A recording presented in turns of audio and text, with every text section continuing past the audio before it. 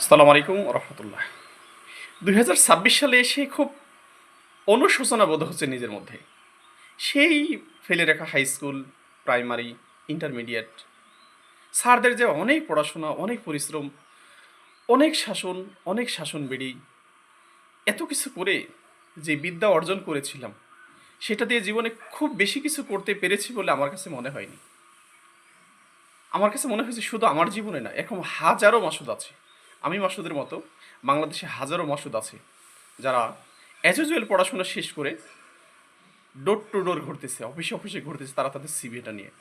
আমার কাছে 2026 সালে এসে কেন জানি এটাই মনে হয়েছে, আমরা এত কিছু পড়াশোনার পাশাপাশি বা অনেকগুলো সাবজেক্ট এড়িয়ে চলে, যেই সাবজেক্টগুলো আমাদের দৈনন্দিন প্রয়োজন পূরণে খুব একটা বেশি ভূমিকা পালন করে না, এই বিষয়গুলো আমরা না পড়ে কে কবে কোথায় মরেছে, কে কী করেছে, এই জাতি কেমনে চলবে, মানে এমন কিছু পড়া আমাদেরকে পড়ানো হয় যেটা দিয়ে সত্যিই বিশ্বাস করেন ওটা দিয়ে জাতির কোনো কল্যাণ হয় না, এটা জাতির কোনো একটা উপকারে আসে না, এমন কোনো আমরা শিখতে পারি না যেটা দিয়ে মানুষের একটা প্রয়োজন পূরণ করা যায়।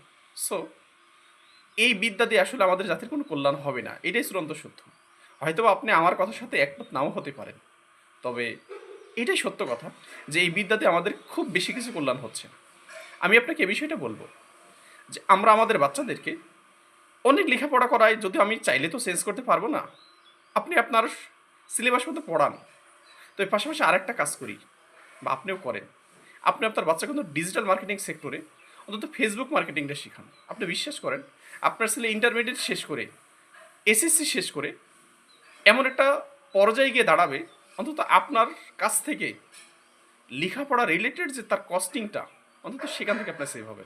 সো আমি প্রত্যেকটা গার্জিয়ানের উদ্দেশ্যে একটা কথা বলবো, আপনি আপনার ছেলেকে অ্যাজ ইউজুয়াল সিলেবাস অনুসারে যে লেখাপড়াগুলো আছে সেগুলো আপনি যতটা গুরুত্ব দেবেন তার চেয়ে একটু বেশি গুরুত্ব দিন, বিশেষ করে ডিজিটাল মার্কেটিংয়ের ক্ষেত্রে। আমি আপনাকে বলবো অন্তত আপনার ছেলেকে ফেসবুক মার্কেটিংটা শেখান, তার কারণ সারা পৃথিবীতে ফেসবুক মার্কেটিং এতটা জনপ্রিয় হয়ে গেছে, আমরা বাংলাদেশে বসে ফেসবুকের প্রতি এত আসক্তি হয়ে গেছি যা বলার মতো না।